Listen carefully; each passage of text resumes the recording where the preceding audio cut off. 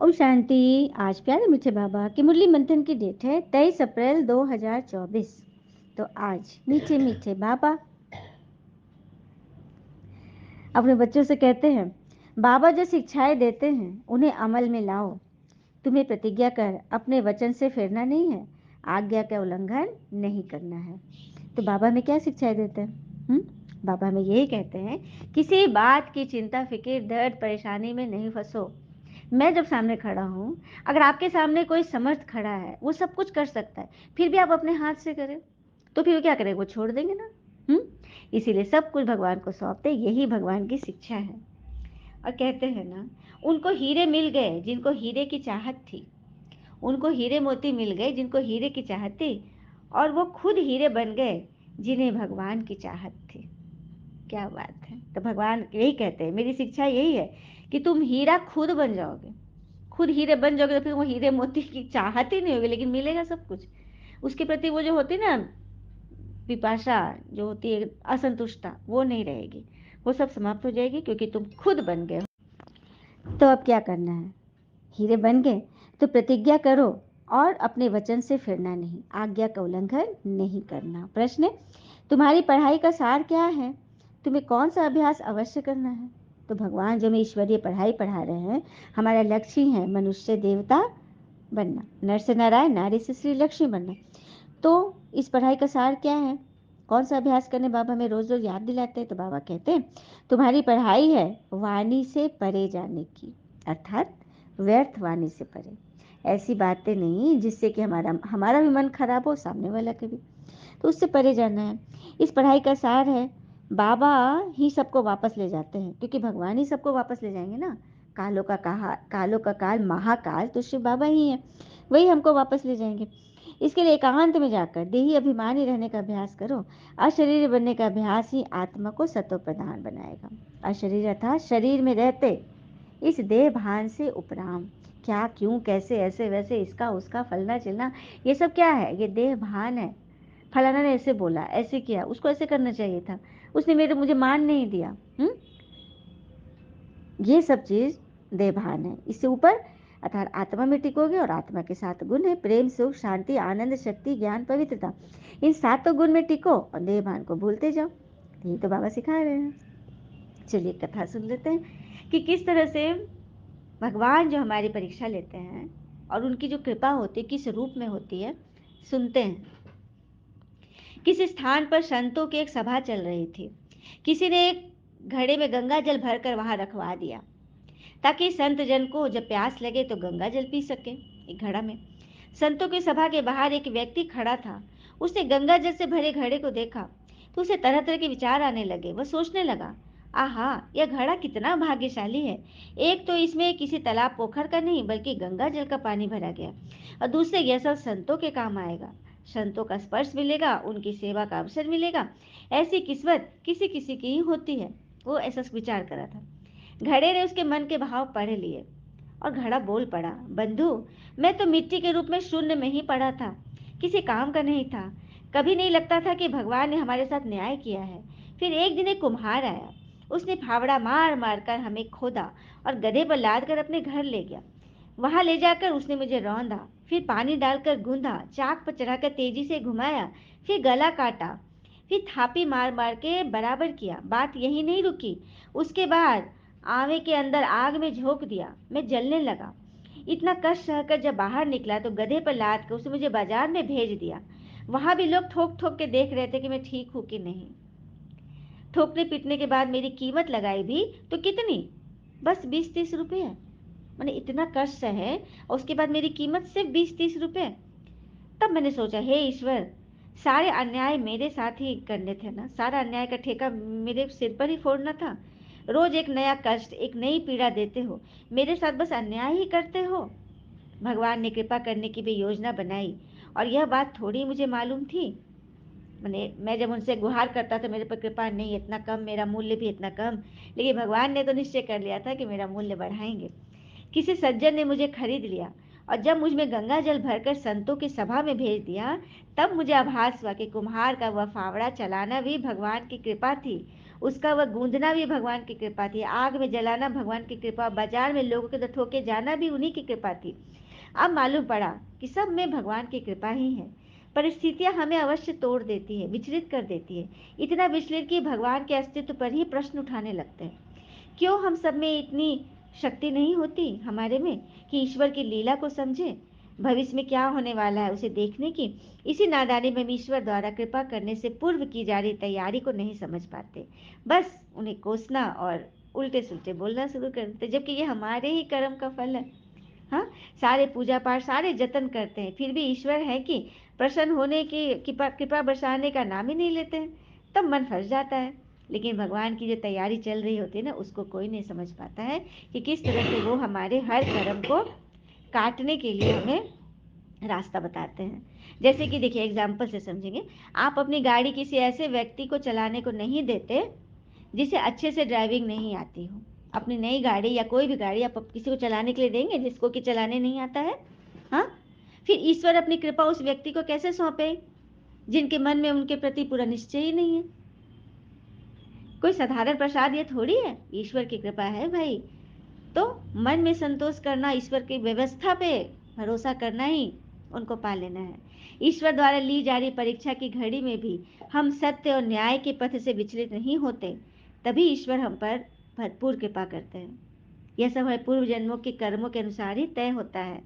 घड़ी की तरह परीक्षा की अवधि में तो सत्य पथ पर टिका रहता था, वो अपना जीवन सफल कर लेता है। तो घड़ी की तरह हमें अपनी परीक्षा की अवधि में अपने सत्य पथ अर्थात ईश्वर पे अटूट निश्चय को पकड़े रहना है, ताकि हम सफलता के की ओर अग्रसर होते रहे।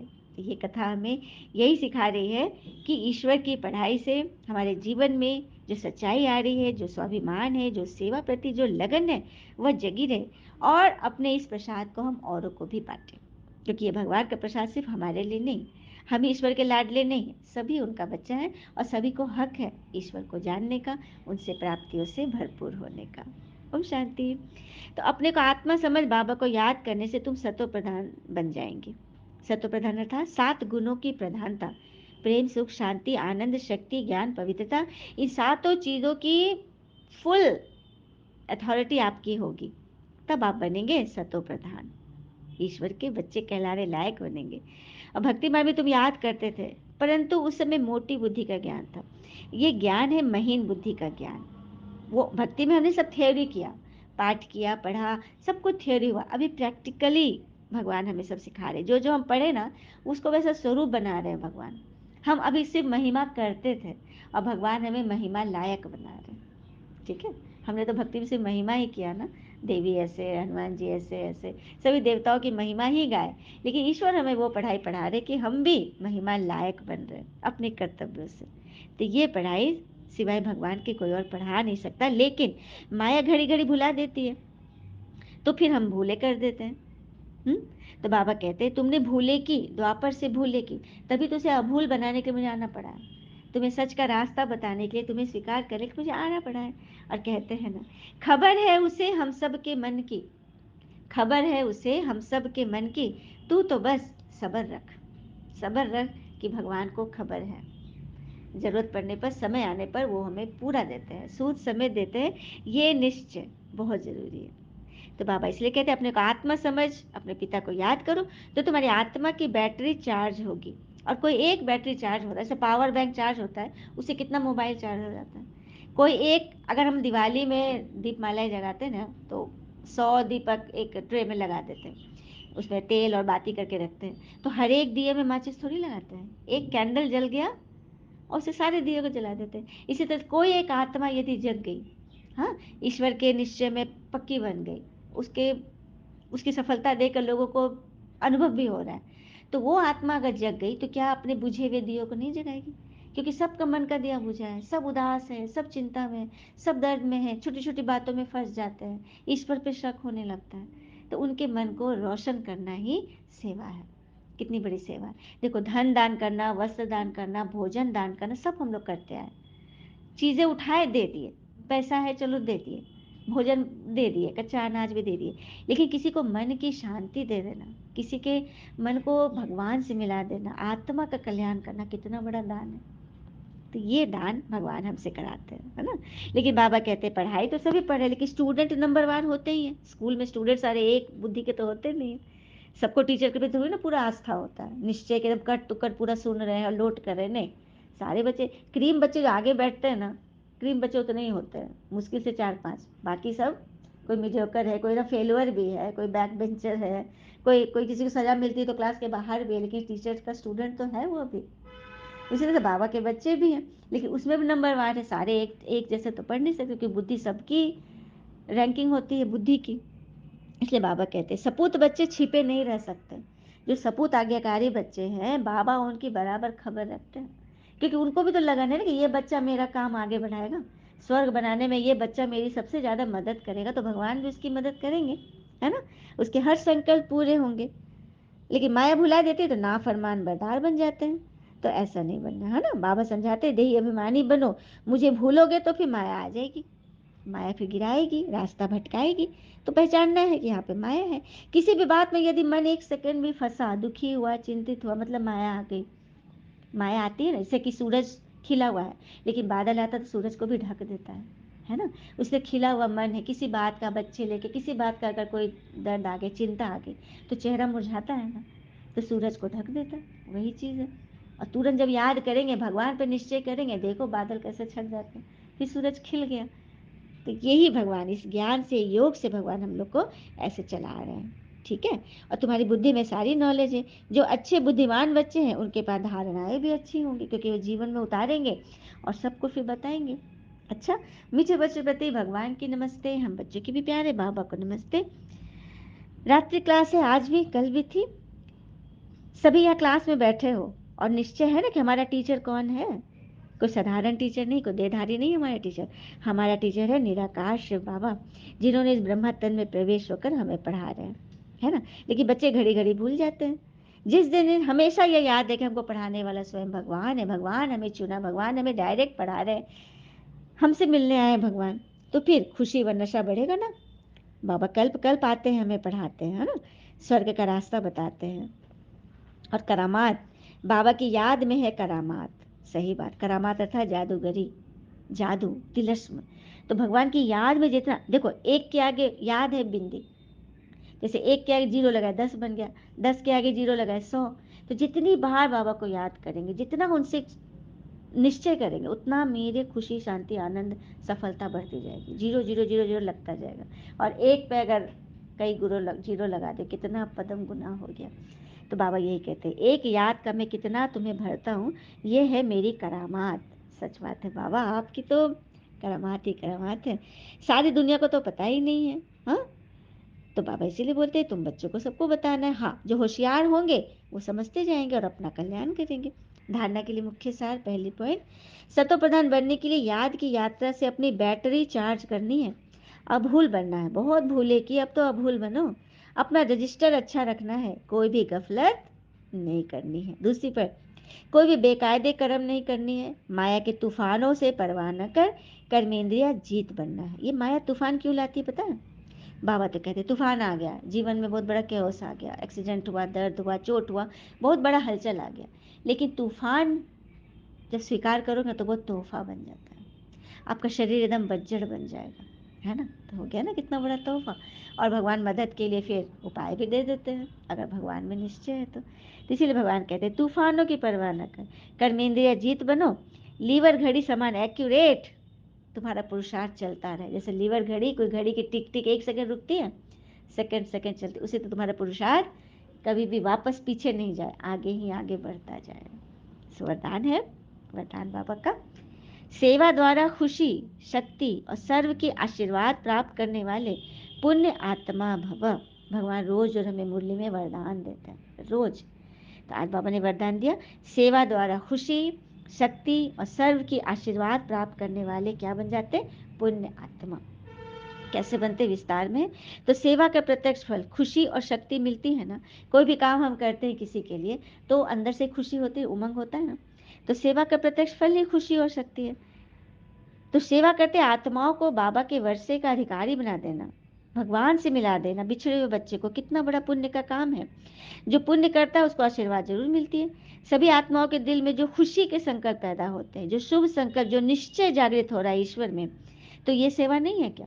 किसी को भगवान से मिला देना, किसी को भगवान से अटूट श्रद्धा दिला देना, किसी के मन में कोई क्वेश्चन है कि भगवान ने ऐसा क्यों किया, उस क्यों का आंसर दे देना भगवान के प्रति, फिर कभी कोई क्यों क्या नहीं करे, ये कितनी बड़ी सेवा है, कितना बड़ा योगदान है ना?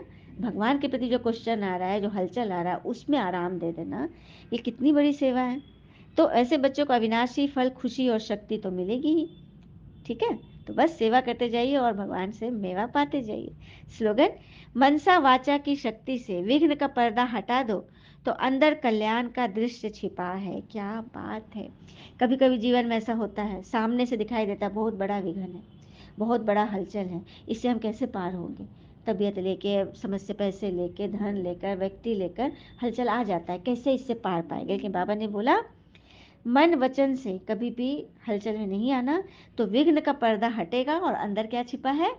कल्याण छिपा है, कल्याण का दृश्य छिपा है। वो बस एक पर्दा है, जैसे कि शीशा, आईना एकदम सुंदर है, कीमती है, परफेक्ट है, लेकिन उसमें धूल लग गया है। पर धूल झाड़ दो, अंदर तो आईना है ही चक-चक। उसी तरह से ये समस्याएं, विघ्न, ये जो है ना, बस धूल है, जीवन का धूल है। धूल को बाबा की याद से, शक्ति से उसको झाड़ दें, और मुरली है वो डस्टर, इस डस्टर से अगर वो धूल को झाड़ दे, तो अंदर तो चकचक है ही, सफलता तो हुई पड़ी।